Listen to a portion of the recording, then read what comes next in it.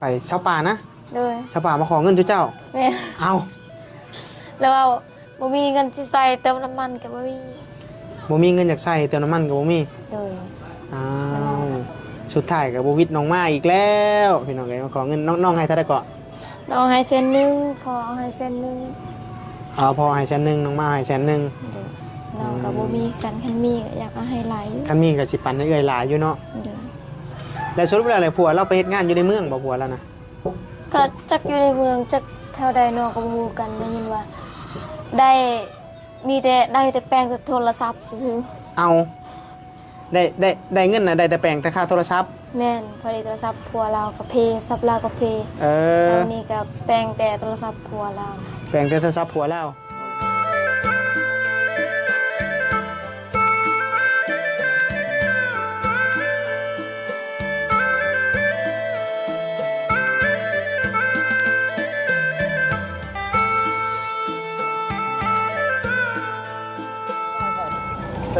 แสนเศร้า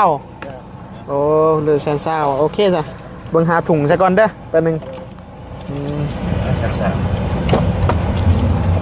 หาถุงซะก่อนอึ๊บพี่น้องเลยหาถุงใส่ก่อนเด้อถุงนี่บ่ใส่ได้บ่เดี๋ยวเบิ่งเด้อ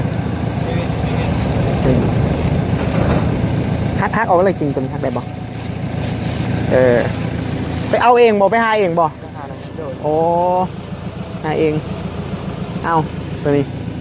อันเศร้าขอบใจไอ้เดี๋ยวขอบใจเด้อพี่น้องเดี๋ยวจะไปหาทางน้องมาก็น่าว่าอยู่เงินเลยบ่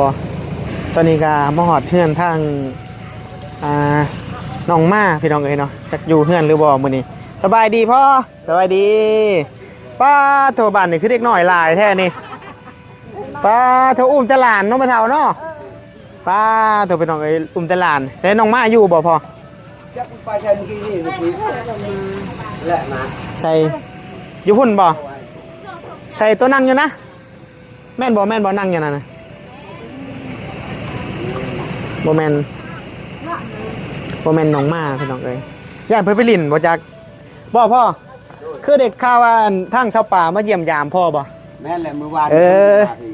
เฮาข่าวเวียกกันเพิ่นแชทบอกให้ขึ้นมาอยู่เฮาข่าวเวียกลูกเคยก็มาบ่พ่อมาโอ้ยว่าจะขึ้นมาเห็นลูกเคยพ่อเฒ่านี่ก็บ่เห็นซ้ำเพิ่นเมื่อบ้านเพิ่นเลยพี่น้องเอ้าไม่ใช่แหละน้องมาไม่ใช่แหละเอ้าใช่น้องมาใส่โอ้เพิ่นมาแต่พุ่นปาโทมาเตลินน้องมาพี่น้องเอ้ยมาเตลินกับหมู่เพิ่นมาแต่เสียป่วนบ่ไปซื้อบัตรสบายดีเบิ่งพี่น้องเอ้ยมาหอดทางเงินพอไปเลยบ่ได้ไปเชฟโปนบ่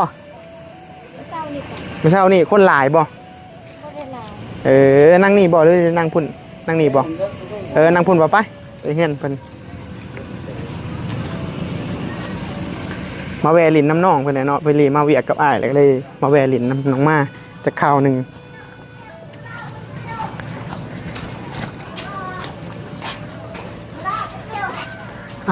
ตัวอันน่ะเอื้อยป่าเจ้ามาน่ะข่อยมาบ่ทันซ้ำเรามื้อซื่นนี่เพิ่นมาโอ้เบิ่งเด้ออันน้องมาเอาไม้หนีบใช่มั้ยล่ะมื้อซื่นนี่เพิ่นมาแม่นแล้วมื้อซื่นแล้วลาก็ชวนน้องไปอยู่เฮือนเราแต่น้องก็ยันเมื่อผู้เดียวน่ะโอ้แล้วผู้ผัวเราก็มาแล้วอ่ะมา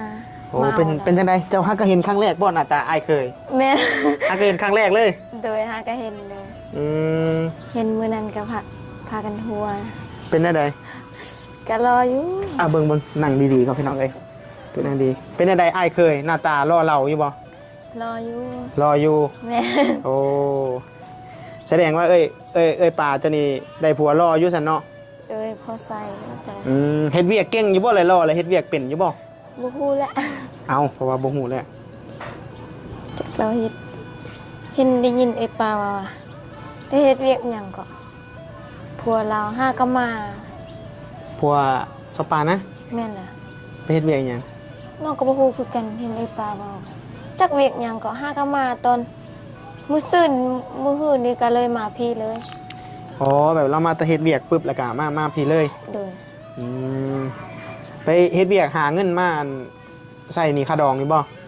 ยืมเขาเจ้าบ่ บ่ บ่ฮู้คือกัน เขายังบ่ได้ใส่กัน เอาบ่เฮ็ดใช้ซ้ำ โดย อืมเพิ่นมามื้อน่ะเพิ่นนอนนี่บ่นอนห้องนี่ห้องเดียวกันบ่กับเจ้า แม่นเฮานอนอยู่นี่บ่ได้นอนอยู่ห้อง เจ้านอนนอก โดยนะห้อง อืมแต่ทางอันนั้นได้ซะทางสปากับผัวนอนในห้อง อันพวกเราไปส่งเราซื้อแล้วก็เมื่ออยู่บ้านหยังก็บ้านวังเฮ็ดว่าไปเอาข้าว ไปดงเห็น แม่นไปเอาข้าวกิน เอาคือว่าไปเอาอยู่ดงเห็นล่ะ พอดีว่าพี่น้องเขาเด้ พี่น้องเขาเอาเขาให้ แม่น อืม แล้วก็ให้จักเป่า7เป่า เจ็ดเป่า โดย อืม พอดีเขาเจ้าไปขอ อ๋อแล้วเขาหมายไปขอเข่าวันซะเนาะ โดย อืม บ่มีข้าวกินได้ยินไอ้เป่า ชาวป่าบ่มีข้าวกิน เลย อยู่พุ่นอึดเข่าบ่ป่าจะอึดเข่าบ่ ก็อึดแต่ก็พอกินอยู่ แบบเขาหมายกับบ่ถึงกันว่าอึดแห้งเนาะ โดย อืมแต่ไปจักเทื่อแล้วน้องไปเซโปนนี่ ห้ากับเทือที่2เนี่ย เทื่อที่สองบ่อืมเทื่อที่สองนี่แล้วบัดนี้หาน้องมาเพิ่นขี่รถจักรเพิ่นเองบ่มา แม่นขี่รถจักรคนเองแหละ อ๋อ ตอนอันพวกเราไปส่งอยู่ข้างทางแล้วก็เลยไอ้ปลามาพี่แล้วก็ไปลินอยู่เพื่อนฮอนดาเลย ไปลินเฮือนสาวฮอนด้าเลย เด็ก อืม แล้วตอนแรกก็มานอนพี่ ตอนแรกกลับมานอนพี่ เดิน อ๋อเจ้าก็ไปน้ำกัน ไปน้ำกันแหละน้องเป็นคนไปส่งนะ อายุอ้ายเคยเจ้ากับเจ้านี่ ผู้ใดอายุหลายกว่ากัน บ่ฮู้แล้วน้องก็บ่ได้ถามกัน เขาสูงบ่คนสูงบ่ คนเตี้ย เอาซ้ำบ่เขาอ้ายนี่ ๆแม่น สมัยนี่ แต่ คนจ้อยบ่ ก็ตุ้ยอยู่แต่เราเป็นคนเตี้ยเลย เอาคนเตี้ยเจ้ากับเราไผสูงกว่ากัน น้องตามน้องเบิ่งคือสิแม่นน้องสูงกว่า เจ้าสูงกว่า แม่น อืมอันแสดงว่าชาวป่านั้นเราสูงกว่าผัวเรา อืม อืมความหมายมันเลือกบ่ได้ลมในโทรศัพท์เนาะ เดิน เห็นแต่ในโทรศัพท์พี่น้องเอ้ยบ่ได้เห็นตัวจริงนะพัดลมกันก็เห็นแต่ในโทรศัพท์ แม่น อืมเลยชาวป่าเพิ่นมาเพิ่นได้ไปเยี่ยมลูกอยู่บ่ลูกเพิ่น อันเราไปอยู่แต่ว่าบ่เห็นลูกเราเอาไว้ไปซ่อนได้ยินแล้วว่า โอ้เราไปเยี่ยมลูกเราอยู่ เดิน แต่ว่าบ่เห็นลูกเรา แม่น อืมเนี่ยพี่น้องเอ้ยเนาะบ่ย่านบ่นอนเฮือนผู้เดียวนี่พี่บ่หลอกบ่เมืองเฮือนเราบักใหญ่นึงพุ่น น้องบ่ได้นอน ตัวพี่น้องเอ้ยพุ่นเฮือนเราบักใหญ่นึงนอนผู้เดียวบ่ น้องบ่ได้นอนเหีย ฮะ น้องบ่ได้นอนเหีย เอาน้องไปนอนไสอะ ไปนอนอยู่เฮือนหมู่ เอาคือบ่ว่ากันมานอนนี่ เขาบ่อยากนอนเนี่ย เขาย่านผีบ่ บ่จักแหละแต่เขาบ่อยากนอนสิ หมู่บ่อยากนอน แม่นพอดีว่าเขาเจ้านอนอยู่เฮือนหลังนั้นมันดนน่ะดิเลยเขาเจ้าก็เลยบ่อยากย้ายนะ ใช้เฮือนหลังใด พุ่นเฮือนอยู่แก้มทางพุ่น หมู่ที่เจ้าก็อยู่นั่น แม่น ก็ขึ้นมาแล้วอยู่พุ่นแล้ว เด้อ อืมก็เลยว่าพากันบ่อยากง่ายเนาะ แม่น อ๋อแล้วพี่น้องไอ้เนาะทางน้องมาเพิ่นทางชาวป่าเนี่ยเมื่อแล้วบ่ทันช้ำ เพิ่นเมื่อบ้านเพิ่นก็ไกลเติบได้พี่น้องไอ้บ้านผัวเพิ่นน่ะเอ้ยไกลอันนั้นพี่น้องเอ้ยอืม คือไอ้ปลาให้ไปแล้วว่าไปซ่อนห้อยแล้วว่าให้น้องไป แต่น้องก็ย่านผู้เดียวน้อง หอยอยู่ไส อยู่บ้านลาแหละแล้วว่ามีหลาย เราว่ามีหลาย แม่น อืมความหมายเราบอกว่าถ้าไปพุ่นแหละเราจะพาไปสอนหอย แม่น ไปบ่จักมือไปบ่ส่วน2เทื่อแล้วเนาะ เดี๋ยวให้น้ำมันลงก่อนน้ำมันแพงเลยรถใหญ่ไปก็เบิดหลายคันน้ำมันบ่แพงเสียใครแน่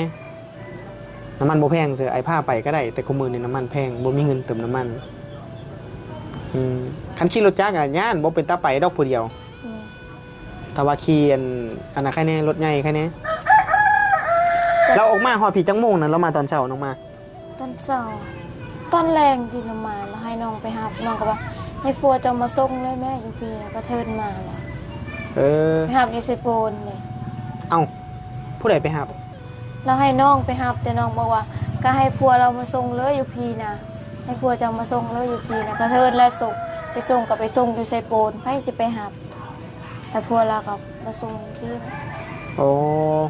ตอนไปหับก็มาเอาอยู่พี่ตอนไปส่งก็ไม่บ่อยากเข้าพี่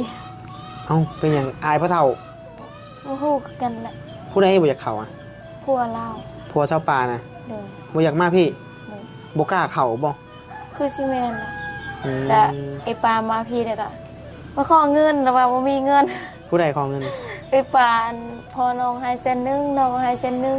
อันเอ้ยฮอนดาเอาให้เท่าไหร่ก็น้องกับผู้คือกัน ไปชาวป่านะ เลย ชาวป่ามาขอเงินเจ้า แม่ เอ้า แล้วว่าบ่มีเงินสิใส่เติมน้ำมันก็บ่มี บ่มีเงินอยากใช้เติมน้ำมันก็บ่มี เลย อ้าวสุดท้ายก็บ่วิทย์น้องมาอีกแล้วพี่น้องเอ้ยมาขอเงินน้องให้เท่าใดก็ น้องให้เส้นหนึงพอให้เส้นหนึง พอให้แสนนึงน้องมาให้แสนนึง เลยน้องก็บ่มีสันคันมีก็อยากเอาให้หลายอยู่ คันมีก็สิปันให้เอ้ยหลายอยู่เนาะ เด้อ แล้วสรุปแล้วอะไรผัวเราไปเฮ็ดงานอยู่ในเมืองบ่ผัวแล้วนะ ก็จักอยู่ในเมืองจักแถวใดน้องก็บ่ฮู้กันได้ยินว่า ได้มีแต่ได้แต่แปลงแต่โทรศัพท์ซื่อ เอา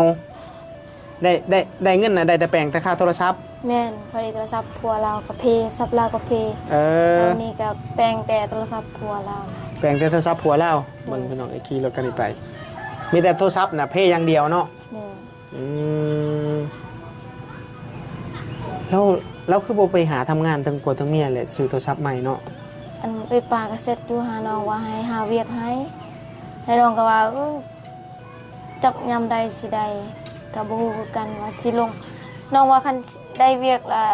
วันที่20วันที่21น้องก็ว่าสิลงเวียกแล้ว ผู้ใดเจ้านะ แม่น เอาเบียกเก่าน้องได้ซะ เวียกเก่านะเขาได้คนใหม่แล้ว ก็หมายว่าคันชุมว่าจะออกปุ๊บนี่จะมาบ้านปรับเขาก็เอาคนใหม่เลยเนาะ เด้อ คันคัมโบซากะเขาก็บ่อันนั้นเนาะมันก็บ่มีคนเฮ็ดเวียกได้คันชุมว่าเขาออกปุ๊บแล้วก็สิท่าเฮาก็บ่ได้อีกเนาะ เด้อ เงื่อนเขา คั ก็ น สิ ว่าเขาเมื่อ2-3มื้อเขาก็สิท่าได้อยู่ เอ อัน อ นี้เขาเมื่อดนเลย เมื่อโดนเขาก็บ่อยากท่าเอ้ยว่า แม่น อืมบ่น้องมาเจ้าเห็นผัวปลาหน้าตาดีบ่หน้าตาดีเนาะอยู่บ้านเราจะก็บ่มีผัวรอบ่จักจะบ่คือบ่ล่องหยอกผู้บ่าวทางบ้านชาวป่าเบิ่ง บ่ได้ ขอยยันเจ้าคันเจ้าไปสอนอันหอยน้ำไอ้ป่าเจ้าอยู่พุ่นขอยยันได้ผัวอยู่พุ่นเลยเจ้านะ ขนาดอันพวกไอ้ปลาขนาดกินข้าวแล้วยังกลมแท็กซี่กิน เป็นไดอาย แม่นคือสิอายแหละแล้วน้องก็พากันทั่วกัน เอาคันข่อยไปนี่แล้วสิบ่แล่นปบเฮือนเลยบ่โตนเฮือนเลยบ่ อันเสื้อก็ใส่เสื้อก็ซ้ำนี่ทรงก็ซ้ำนี่น้องก็อยากคั่วแทนเอาว่ามื้อนั้นน่ะ เขาไม่แบบส่งอะไรส่งมันเขินบ่ มันยาวแฮงกับเสื้อก็ยาวกัน แบบว่าอะไรเสือมันเขินแบบนี้บ่หรือว่าเขินแบบนี้ เกินแบบนี้ว่ามันยาวแฮงนะ มันตัวใหญ่บ่ แม่นตัวใหญ่ใส่เสื้อบางใหญ่ๆว่าตัวบัดน้อยแต่ใส่เสื้อใหญ่ อ้าวมันโมเมนต์อันนั้นบ่พวกอันนั้นเด็กเขาแต่งตัวนะพวกอิหยังพวกอันน่ะเด็กช่างนะโมเมนต์บ่พวกนั้นบ่พวกใส่ทรงคาบานนะโมเมนต์บ่ คือสิ อย่าว่าพวกวัยรุ่นแต่งใส่ทรงกันเรื่องบานเขาเอาลง TikTok กันดิบ่แม่นพวกนั้นบ่ คือสิแม่นแต่สไตล์ผม สไตล์แต่งตัวแบบนั้นเนาะ แม่น อืมเขาห้องวัยรุ่นทรงคาบานของวัยรุ่นคาบาน ทรงซากนะ อืมย้อมสีผมอยู่บ่ ไฟ ไอ้เคยจ้ะนะ บ่เลยสีดำน้องเห็ด ส่งขาดแต่งบ่ แม่นทรงเรานุ่งมื้อนั้นแบบนี้แหละ อะไร แบบนี้แหละ แบบนี้เลย เดินแบบนี้เลย มันขาด คือกัน มันขาดแสดงว่า มันเป็นแนวเขาเจ้าตี้บ่แม่นทรงขาดแล้วล่ะที่มันเป็นสไตล์เขาเจ้าตี้ ยินไอ้ปลาว่าลุงส่งไอ้ปลาตอนเราไปส่งไอ้ปลานะเห็นแล้วว่าจึงบ่กล้าเข้าพี่นะ อืม เห็นไอ้ปลาว่าทรง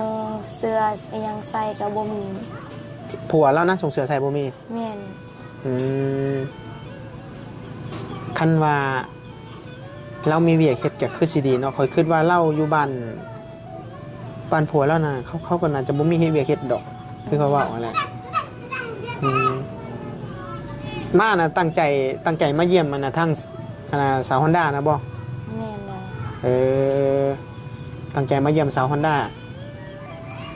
ข่อยมาแบบมากกับเท่าใดก็บ่เจอกับชาวป่าจักเป็นจังได๋เดี๋ยวนี้กับผัวเล่าเนี่ยเว้าง่ายเลยอยากเจอผัวเล่าน่ะคิดเบิ่งว่าไปนำไปฮอดบ้านแล้วพุ่นน้องมาไปฮอดบ้านพุ่นก็ยังบ่เจอไปฮอดบ้านนั่นผัวแล้วนะ น้องก็หาเห็นครั้งแรกคือกันเห็นแต่เห็นอยู่แต่เห็นแต่อยู่ในโท โท ร ร ศั ศั พ พ ท์ ท์ แม่น หาก็เห็นครั้งแรกเลย โดย แล้วร่วมกันก็บ่ได้ดนนะเนาะ แม่นยังบ่ฮอดเดือนซ้ มักแล้วเลย ำแม่น เอาเจ้าได้เจ้าก็สิเอาบ่แบบเรานะ ยังบ่คิดเดือนถึง ก็หมายเจ้าเคยเอาแล้วนะเนาะเจ้าเคยเอาแบบไปชูเอาเลยเนาะ โดย บ่ลงมาเบิ่งเด้อไอ้สิถามเด้อไอ้สิถามน้องเด้อ โดย มันคือบ่แจ้งเนาะพี่น้องเอ้ยคือดำแต่น้องมามันบ่แจ้งก็ได้แหละน้องมาบ่เข้าใจว่าเป็นหยังเวลาเฮาล้มผู้บ่าวหรือเป็นหยังเขาคือต้องไปชูเอาเขาคือบ่ให้เขามาขอ คือต้องไปชูนำเขาเจ้าเป็นฮีตบ่หรือเป็นอะไร บ่ได้เป็นที่แต่เพราะว่าเขาเจ้าบ่มีเด้บ่มีสิแต่งเฮาเงินก็บ่มีเฮาก็ต้องไปสู้ อ๋อบ่มีเงิน แม่น อืมแบบเขาหมายแบบทั้งผู้บ่าวเฮาน่ะเขาฐานะเขาก็บ่ได้เนาะ โดย และเฮาก็เลยแบบต้องไปสู้เขา เขามาสู้เฮาบ่ได้บ่เขาก็จุ่มว่าเฮาก็บ่มีนี่เขามาสู้เฮานี่ได้บ่ ก็ได้อยู่ อืม แต่ยันแต่เขาบ่ไปสู้ดอกส่วนหลายผู้ชายนะ ผู้ชายเขาบ่สู้นะเนาะ แม่ มีแต่ผู้หญิงไปสู้ โดย กะคักแลได้เมียบ่ได้แต่งนอนออกมา คันว่าเขาบ่ได้แต่งแต่ว่าคันว่า3มื้อน่ะเขาเจ้าก็มาเคลียร์กันอยู่นี่แต่เอาอยู่เขาดองแต่ก็บ่ได้หลายคือเขามาคอแล้ว อืมมาเคลียร์กันแบบเขาหมายว่า หลังจากอยู่นํกัน 2-3 มื้อเนาะ แม่ อยู่นํกัน 2-3 มื้อแล้วคือเวลาบ่น้องมาคันเขาขึ้นไปอยู่ในเฮือนพ่อแม่เลยนี่แบบนอนห้องเดียวกันเลยบ่ไปนอนแบบเขาหมายว่าไปนอนในห้องผู้บ่าวเลยเนาะ แม่ แล้วก็พ่อแม่เขาเห็นแล้วเขาก็มาบอกพ่อแม่ทั้งนี้ เขาถามเฮาก่อน ถามได้ได ถามว่ามาอยู่พี่เลยบ่หรือว่ามาลินซื้อๆแล้วเขาถามจังซี่น่ะ เออ คันว่ามาลินซื้อเขาเจ้าก็สิไปส่งจังซี่คันว่ามาอยู่พี่เลย มาเอามาสร้างครอบครัวอยู่พี่เลยเขาเจ้าก็โทรทางพี่ละจึงมาลมกันจังซี่ โทรทางพี่แล้วจังมาร่วมกัน เด้อ อืมแล้วจะตอบเพิ่นได้บัดนี้ บ่ตอนน้องตอนน้องตอบเพิ่นได้ แต่ว่ามาอยู่เลย โอ้ตอนน้องมาอยู่น้ำพัวนะกันตอบเพิ่นว่ามาอยู่เลย เด้อสร้างครอบครัวอยู่นี่เลย มาสร้างครอบครัวอยู่นี่เลยเนาะ เด้อ อืมได้ลูกหนึงจ่อยเนาะน้องมาเนาะ น้องมาพี่น้องเอ้ยชาวป่าเพิ่นเมื่ออยู่พุ่นก็บ่แล้วเจ้าคือบ่ลองถามเราจะถามเราอยู่บ่ว่าอันคือบ่อยู่เฮือนนี่คือบ่อยู่เฮือนตัวเพิ่นนั่นเฮ็ดให้นี่จังซี่เจ้าเคยถามเพิ่นอยู่บ่ ก็เคยถามอยู่ลาวก็อยากไปอยู่แต่ผัวลาวนะบ่อยากปะแม่ดิ ผัวเราบ่อยากปะแม่เรา แม่น อื บ่อ ม ยากปะ ความหมายคันว่าเขาปะแม่เขามาอีกมันก็บ่คักแล้วเนาะ แม่น เอาเพิ่นว่าเขาก็ฮักแพงบัดนี้พอเราเสียแล้วบ่พอเราฮู้บ่ เสียแล้วได้ยินเปล่าว่าเสียแล้ว เสียแล้ว แม่น อืมแล้วพี่น้องเอ้ยเนาะ อันไอมาแต่ใส่ ไอ้มาเวียกกับเขาอ้ายในรถก็เลยมาแวะเล่นน้ำน้องมาแหละน้องมาคันสมมุติว่าไปพุ่นน่ะคันสมมุติว่าไปพุ่นน้ำไปนอนขึ้นเสาป่าบ่เจ้าจะไปสมมุติว่าจะไปพุ่นน่ะ สิไป ไปนอนนะเนาะ เด้อ อืมไปนอนพุ่นเจ้าสิไปก่อนบ่หรือสิไปพร้อมกัน หรือว่าเจ้าก่อนเจ้าสิไปเฮ็ดงานเนี่ยเจ้าสิไปเล่นนะป่าก่อนบ่ในความคิดของเจ้านะ คันว่าไอพาไปน้องก็สิไปเด้ อ๋อคันว่าไอ้พาไปก็จังสิไป เด้อ อืมก็คือคันไปก็บ่มีบ่นอนดอกบาดเรา แม่น เฮือนเรามันเป็นเฮือนหลังน้อยๆนี่เลยน้องมาหลังน้อยๆคันนอนก็บ่มีบ่นอนดอกมันพอดีมันหักลงเลยนอนกัน พอดีเลยโอ้ยตกลงหันพี่น้องเลยเนาะหัก คือสิแม่นเด้อ ไปคนละทีบเลยทีบไผทีบมันเลยอืมจะพาเอาผัวเด้อน้องมาเด้อ เด้อ อยู่ไปอีกสักก่อนให้ใหญ่ๆอีกสักก่อนจังเอาผัว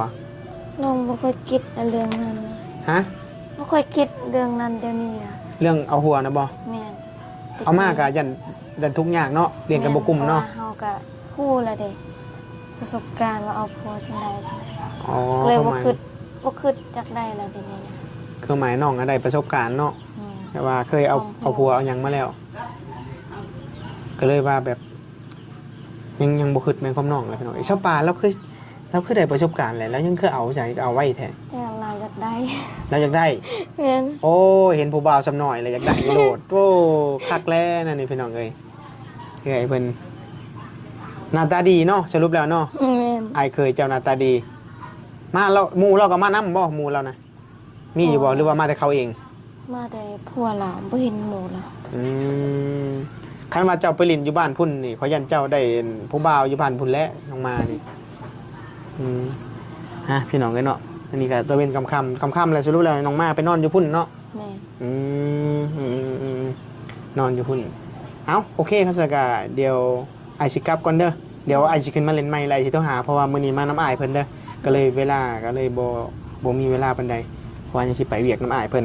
ถ้าเดี๋ยวไอกลับก่อนเด้อ เด้อ เอาสบายดี สบาย น้องมา ดี